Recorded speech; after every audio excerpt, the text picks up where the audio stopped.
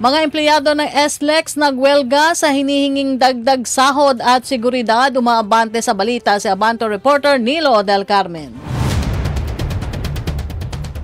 Yes, biglaan na nagbunsad ng welga ang mga empleyado ng South Luzon Expressway o SLEX.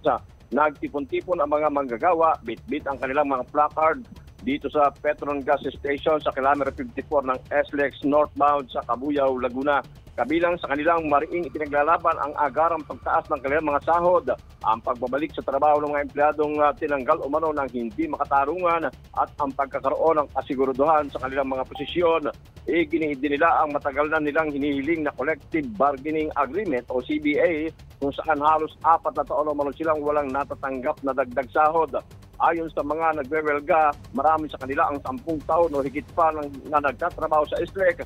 Subalit nananatiling mababa ang kanilang kinikita at walang anumang pagbabago sa kanilang kalagayan sa paglipas ng mga taon.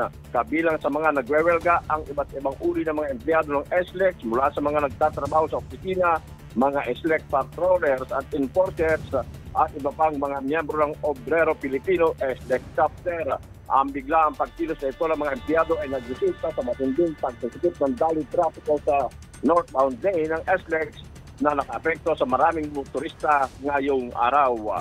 Ako, si Nilo Del Carmen ng Abante Radio. Ito ang balitang mabilis, mabangi, walang minti.